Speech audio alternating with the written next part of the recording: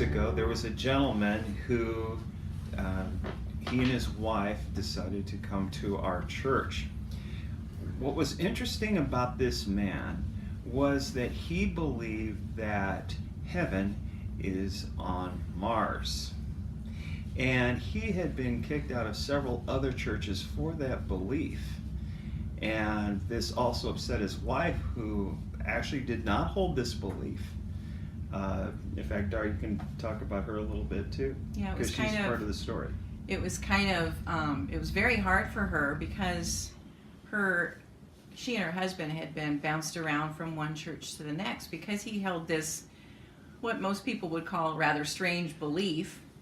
They were kicked out of so many churches, and so she never had this chance to connect with other women in the church to grow in her faith, because they would have brief stints at one church or the other, but not a place to really put roots down in the church. So it was kind of sad and difficult for her, she stuck with her husband, but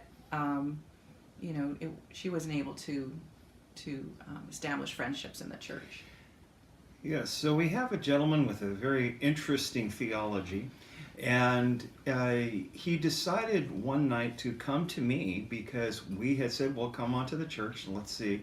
He decided one night to come and talk about his belief that heaven is in Mars. And of course, what was interesting was that the night happened to be Christmas Eve. Yes. That he decided. Now, of course, I being the minister, like, come on down, what better night? And Darlene, I wasn't so thrilled about that. Being Christmas Eve, I wanted to spend time with our family. And he came fully prepared, knocked on our door with flip charts and everything.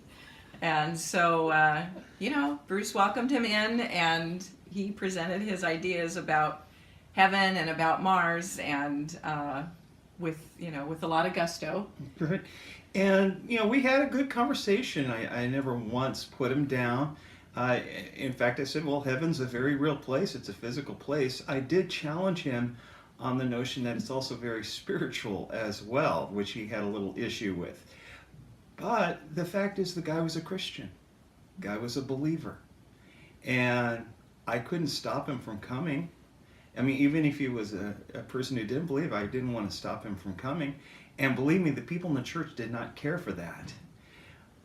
And he wanted to preach. I wouldn't let him preach, but I would let him go and teach Sunday school, and he could view his points. But I made it very clear to them, to him, that if he was going to do his talk, he had to allow others to ask questions. And what this did was this brought about a lot of debate from them, gave them a chance to really understand him, and he really began to be liked.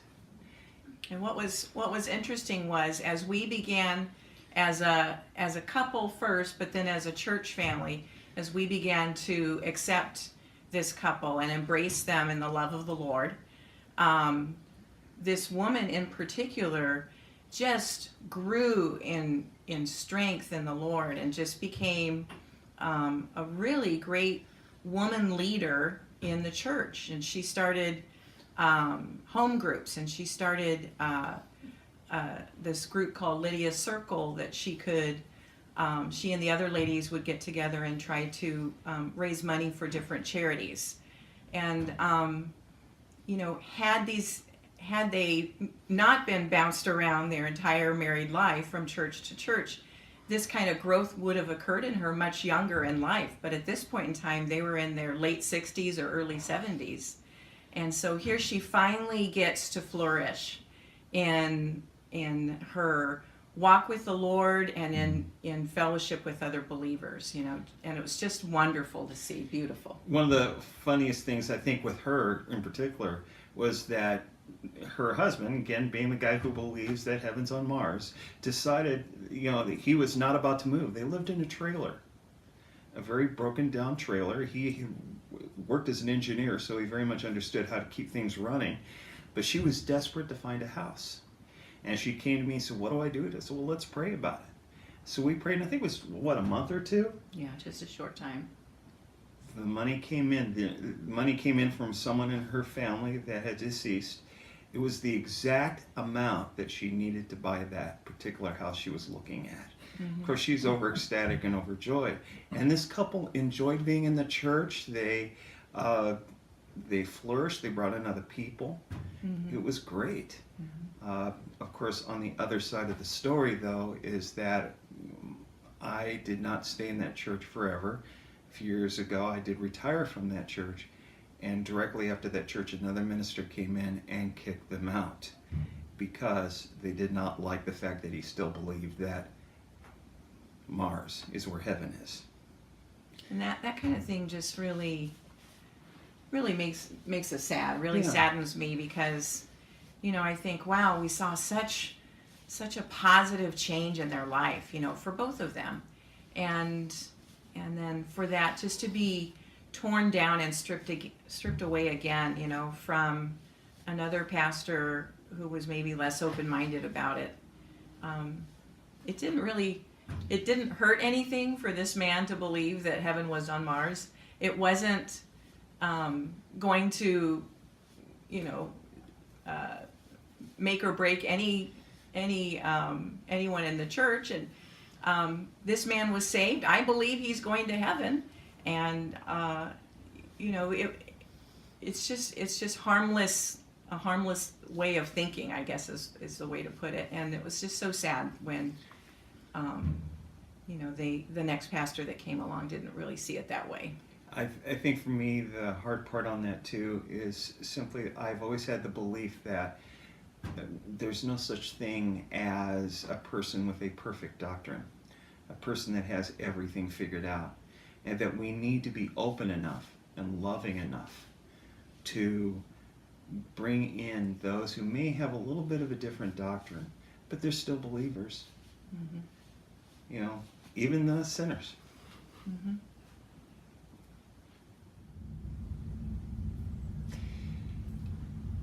I believe that churches need to have every opportunity to live, every opportunity to grow, every opportunity to change. I have been a minister to churches in trouble, churches in pain, churches in need of great change. But all too often, the easy answer is to shut the church down, is to close the doors. But I've always believed that when you close the doors of a church, you also close the hearts of the people. And for me, it's not just the fact that a building is shut, it's that people's hearts are shut. There comes a time when, yes, a church does need to close. But even in that, there needs to be a way for those people to move on beyond those doors closing. In my ministry, I want to do more than just shut a church down. I want to be able to come in, and if there's a chance for that church to have a transition, I am that guy. I know how to do it. And Darlene, my second-hand and first-hand person, is with me on this, that we go together, we work with these churches.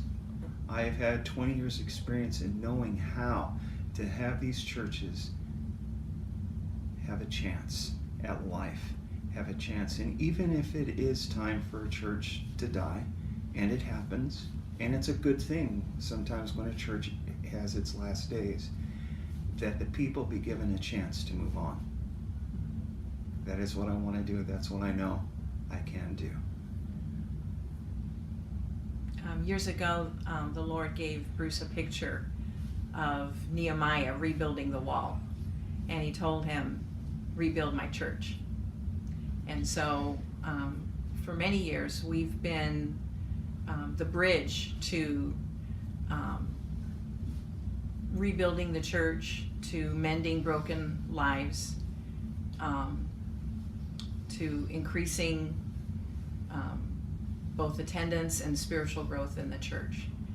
And we come at a point now where we want to be ones who would come in churches in transition.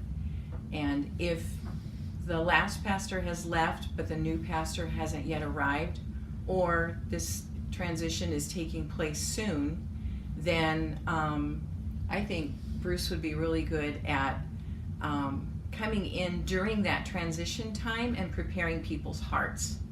And we kind of see it as when the hearts are prepared and they're ready now for their new pastor, nothing but good can come of it.